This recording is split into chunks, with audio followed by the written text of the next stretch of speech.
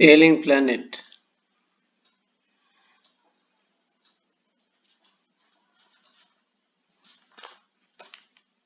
The Green Movement's Role by Nanki Palkiwala.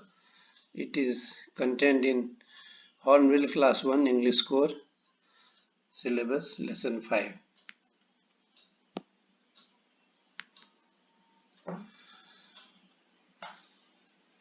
The ailing planet का मतलब होता है कि प्लैनेट बीमार हो गया। प्लैनेट जो है हमारा अर्थ, यहाँ द प्लैनेट से तात्पर्य हमारा earth. And the green movement's role, green movement का क्या रोल है। The green movement started nearly few years ago.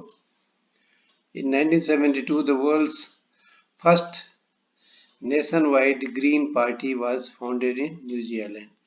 New Zealand में 1972 में ग्रीन पार्टी का निर्माण किया गया, स्थापना की गई और उसके तहत काफ़ी काम किया गया ताकि पृथ्वी जो बीमार हो गया है, हम लोगों ने पृथ्वी का बहुत नुकसान कर दिया, पेड़ पौधे काट दिए, जंगलों को ख़त्म कर दिया, पहाड़ों को तोड़ दिया, नदी नाले भरते चले गए, मछलियाँ बहुत मार दी, जानवरों को मार दिया। इन सबों का जो प्रभाव पड़ा, उसके वजह से जो हमारा मदर अर्थ है वो बीमार पड़ गया, इसलिए टाइटल है द एलिंग प्लैनेट। तो we have shifted from a mechanistic view to a holistic and ecological view of the world. अब हम लोग संपूर्णता की ओर देख रहे हैं और मैकेनिस्टिक से हट करके इकोलॉजिकल, इकोलॉजी में वातावरण में क्या परिवर्तन हो गया। इकोलॉजी होता है जीव, सजीव और निर्जीव सबों के बीच में जो संबंध है, उसका जो प्रभाव होता है उसको इकोलॉजी कहते हैं। It is shifted in human perception as revolutionary as that introduced by Copernicus, who said in 16th century that the earth and other planets revolve around the sun. 16वीं शताब्दी में कोपरनिकस ने कहा था कि पृथ्वी और अन्य ग्रह जो हैं सूर्य के चारों ओर घूमते हैं और उन्हीं से सूर्य से ऊर्जा लेकर के ये पृथ्वी या अन्य ग्रह चलते हैं। For the first time there is growing worldwide consciousness that the earth itself is a living organism. अर्थ को एक लिविंग ऑर्गेनिज्म के रूप में माना गया है। An enormous being of which we are parts. पृथ्वी जो है एक बहुत बड़ा अपने आप में प्राणी है और हम लोग जो हैं उसके एक छोटे से तत्व हैं, उसके पार्ट हैं। It has its own metabolic needs and vital process which need to be respected and preserved. जैसे हमारे जीवन में सब चीज संतुलित रखने के लिए आहार है, सांस लेना है, तापमान का प्रभाव है, ऐसे अर्थ को भी चाहिए ताकि वो प्रिजर्व रहे और हम लोगों को इसका रेस्पेक्ट करना चाहिए और उसका बचाना चाहिए। यानी जंगल, पर्वत, पहाड़, पानी, नदी, नाले, इन सब का संरक्षण करना चाहिए। Earth as a planet gives an idea of a patient in declining health. We have begun to realize our ethical obligation to be good steward of the planet and responsible trustees of the legacy to future generation.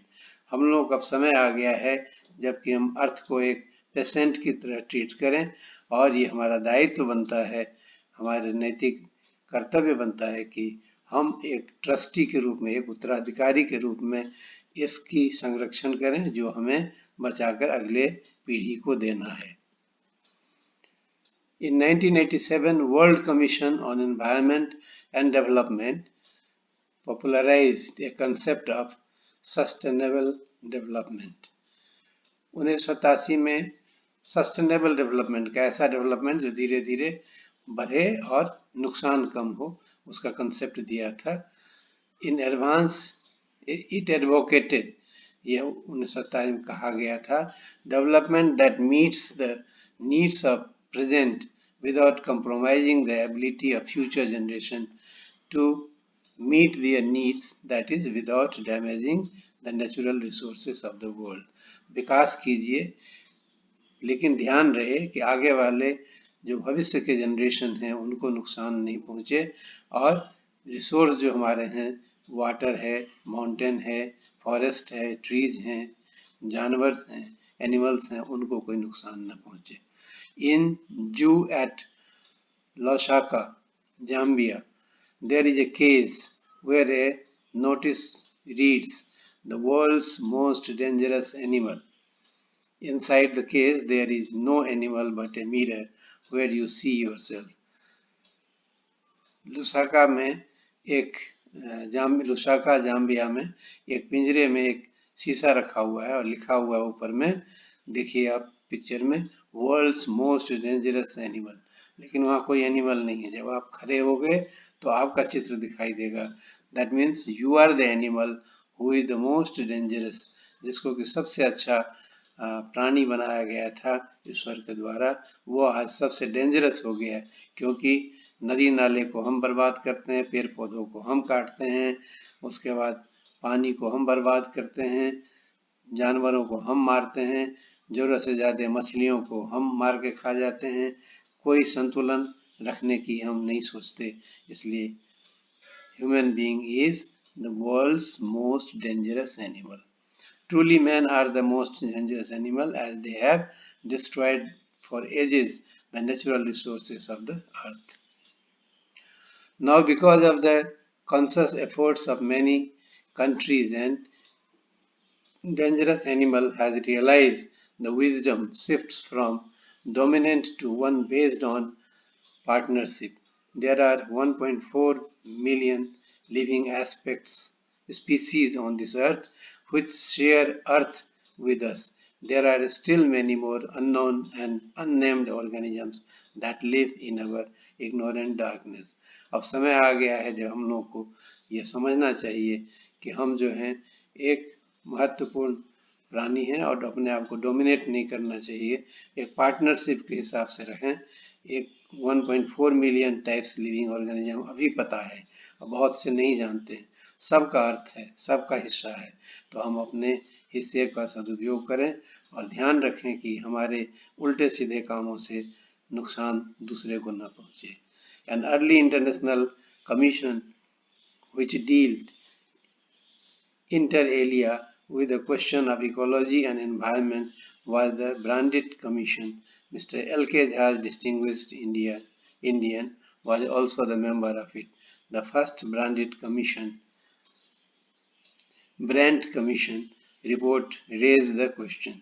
Brand commission establish किया गया जिसमें भारत के बहुत प्रसिद्ध member थे mister LK. Jha. ये governor भी रह चुके हैं हमारे रिजर्व बैंक ऑफ इंडिया के, और बाद में प्रधानमंत्री के सलाहकार भी थे. तो उसमें कहा गया था, are we to leave our successor a scorched planet of advancing desert, impoverished landscape and ailing environment. क्या हम अपने जो आने वाले जनरेशन है, बच्चे हैं, उनके लिए एक ऐसा प्लानेट डालें जो कि रेगिस्तान की ओर बढ़ता जा रहा है, भूखा हो, इम्पोवरिस्ड लैंडस्केप हो, सब सूना सूना हो, और वातावरण जो हो बीमार हो, स्वच्छता नहीं हो, स्वस्थ नहीं हो. Mr. Lester R. Brown's book, The Global Economic Prospect, points out that following are the Earth's principal biological system which form the foundation.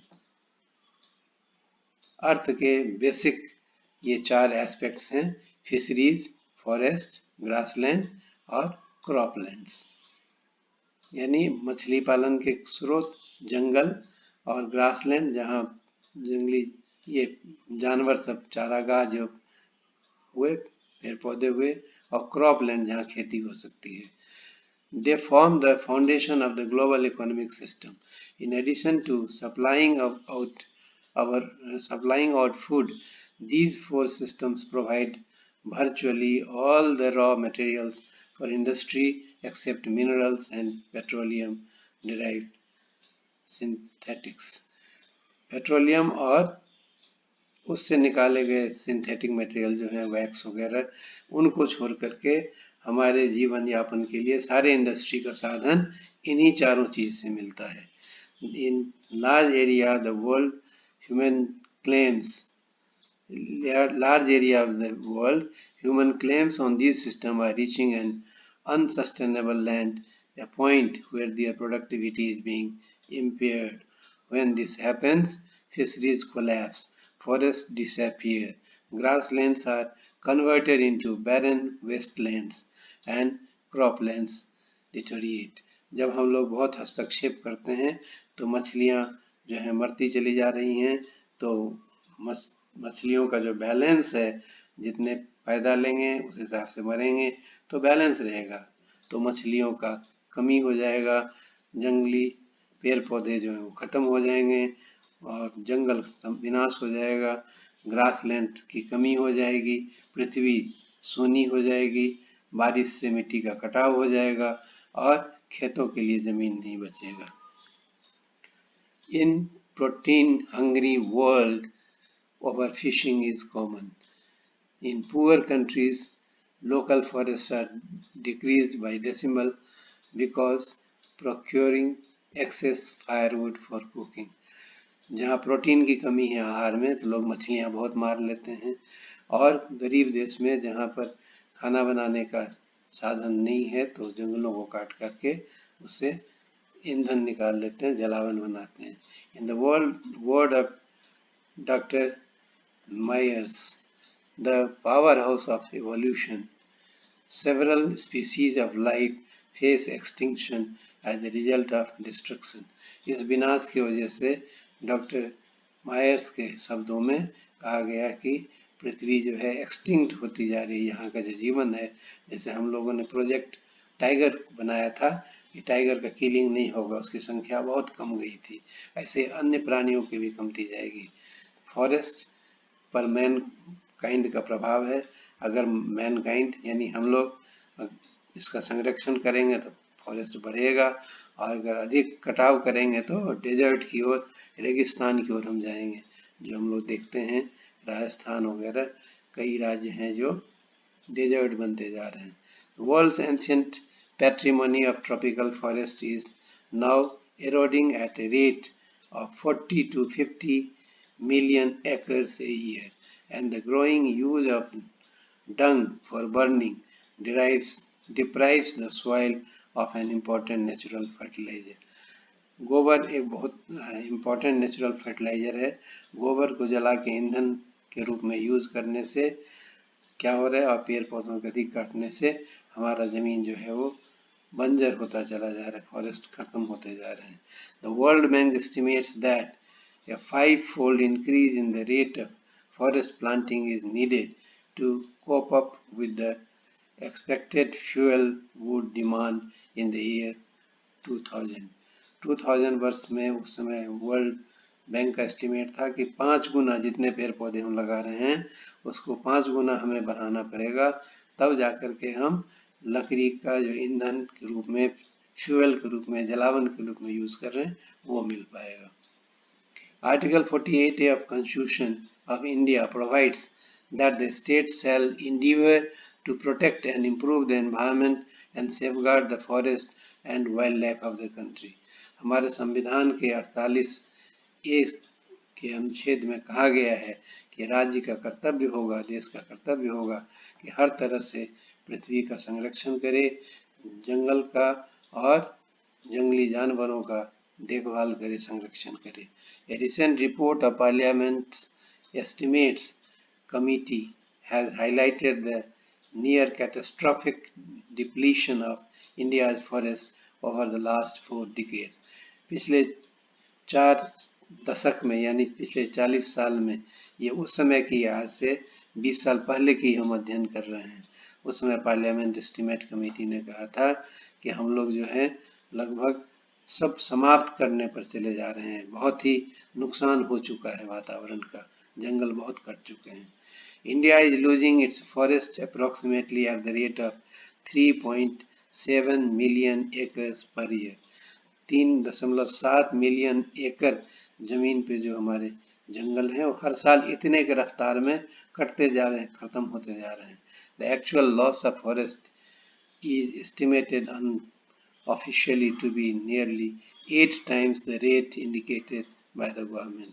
Government ने जो 3.7 बोला है, वास्तव में उससे 8 गुना ज़्यादा बर्बादी हो रही है। गवर्नमेंट कम करके दिखाया है।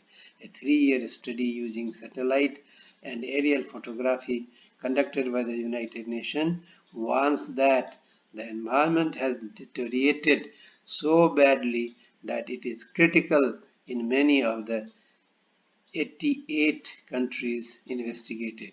ऊपर से जो फोटो लिया गया है सैटेलाइट से और एरियल फोटोग्राफी हुआ उसके आधार पर कहा गया है कि 88 ऐसे कंट्रीज हैं जिनका जो है जंगल का स्थिति इतना बर्बाद हो चुका है कि डिवास्टेटिंग कंडीशन में आ गया, बर्बादी के कगार पर हो गए, दिन पर दिन घटता चला जा रहा है। Growth of the world population is one of the strongest factors destroying the future of human society. It took about 1 million years for the world population to be about 1 billion by 1800. By 1900, it became 2 billions. By 2000, it became 3 billions. The present world population is more than 5.7 billion. अब देखिए किस रफ्तार से population आबादी बढ़ती जा रही है, और आबादी जितनी बढ़ेगी उतने पेड़ पौधे कटेंगे, उतने रहने के लिए जगह चाहिए, उतने संसाधन पर दबाव होगा। इसलिए इसका रिजल्ट एनालिसिस करने से क्या पता लगा कि फर्टिलिटी फॉल्स, इनकम जब बढ़ेगा, एजुकेशन होगा, हेल्थ इम्प्रूव होगा तो फर्टिलिटी जो है वो कम जाएगा, बच्चे पैदा करने का दर जो है कमेगा। अभी संसाधन नहीं होने से और मनोरंजन के साधन नहीं होने से इसी को लोग मानते हैं। Development is the best contraceptive. आबादी को रोकने के लिए डेवलपमेंट बहुत बड़ा है। जब संसाधन बढ़ेगा तो लोग व्यस्त होगा, अन्य चीज़ों में लगेगा, तो एक सूत्री कार्यक्रम है जो कि जितने बच्चे पैदा करो वो खत्म हो जाएगा। लोग ये भी सोचते हैं बच्चे एक दो अगर हुए तो मर जाएंगे, फिर नहीं होगा, लेकिन अगर संसाधन सही है, सुरक्षा है, तो एक बच्चा है वही जिंदा रहेगा, सब कुछ देगा। The development will not be possible with the present rate of increase of population. जिस रफ्तार से आबादी बढ़ रही है उसमें डेवलपमेंट कभी नहीं हो सकता है, उसी की पूर्ति नहीं हो पाएगी। The rich gets richer. धनी और धनी हो जाएंगे और गरीब जो है वो गरीब होता चला जाएगा। वो ज़्यादा बच्चा पैदा करेगा कि ये बच्चे कमा के देंगे, लेकिन ये भूल जाता है कि उन बच्चों का भी फिर परिवार होगा, और इस तरह से वो गरीब और गरीब ही होता चला जाता है। Population can not be controlled by force sterilization. जबरदस्ती अगर ऑपरेशन कर दिया जाए तो उससे पॉपुलेशन कंट्रोल नहीं होता है। It could be through education and developing concern. The choice is really between control of population and perpetuation of poverty. अब ये समझाने से, शिक्षा देने से ये होगा कि हमें कितना बच्चा पैदा करना चाहिए। कम बच्चे होंगे उनको हम अच्छी शिक्षा दे पाएंगे, अच्छा स्वास्थ्य दे पाएंगे, अच्छा देखभाल करेंगे, ये लोगों को समझाना होगा। Population of India is 1920 million. It was earlier, now it is more than 1100 million. ये जिस समय लिखा गया है उस समय की बात है, आज से 20-25 साल पहले की बात है। Total population of Africa and south America अगर इकट्ठा करें तो भारत के आबादी के बराबर होगा दोनों का। भारत उससे भी ज़्यादा है। आज आपको मालूम है, आप जानते हैं कि कितना हम 130 करोड़ आबादी बता रहे हैं, लेकिन वास्तव में 140 के आसपास पहुंचा हुआ है। Now we find there is changing concern for survival of not only the people but also the planet earth. The environment problem is our passport of future.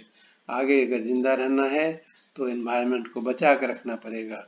जैसे विदेश यात्रा करना है तो पासपोर्ट चाहिए, ऐसे ही अगर कल को देखना है, अगले साल को देखना है और अपने बच्चों को बढ़ते हुए देखना है तो एनवायरनमेंट का देखभाल करना ही होगा, because it is our passport of future.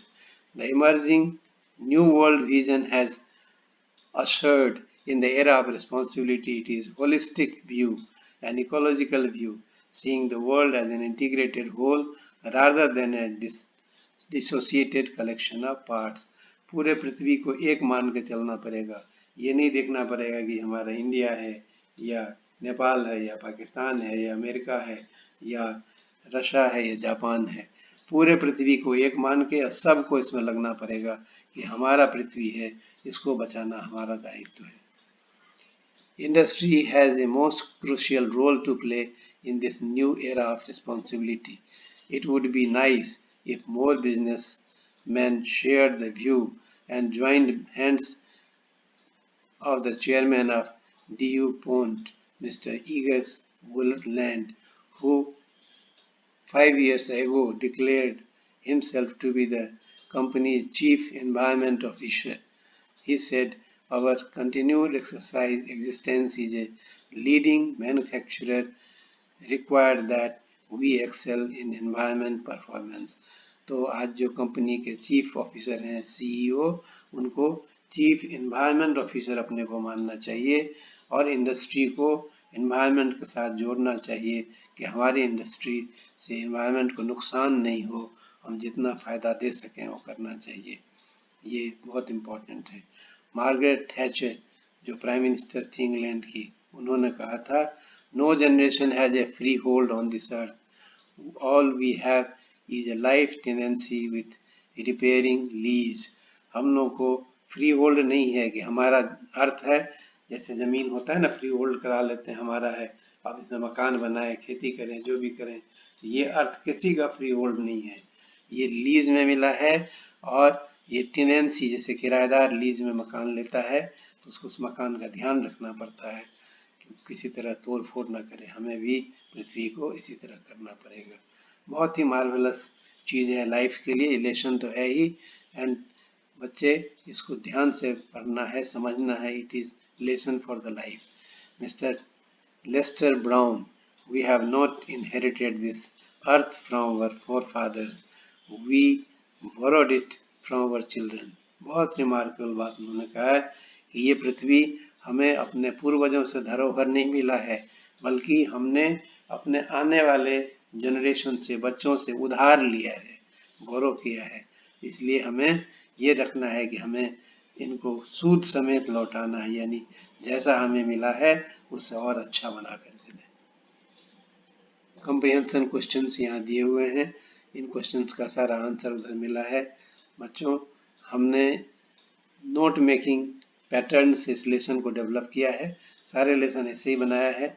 आप इस पैटर्न को अडॉप्ट कीजिए, नोट पढ़िए, पॉइंट अंडरलाइन कीजिए या फिर अपना पॉइंट्स बनाइए।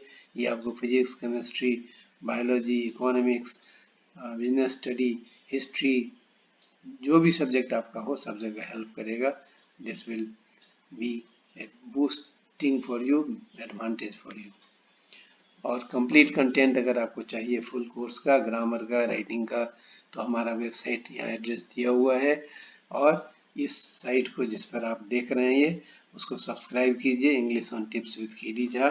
और एक साहित्य और संस्कार भी चैनल हमने बनाया है, वहाँ पर एलोक्यूशन, स्पीच, डिबेट, स्टोरी, बहुत सी चीज़ें जिसको आप पढ़ सकते हैं, देख सकते हैं।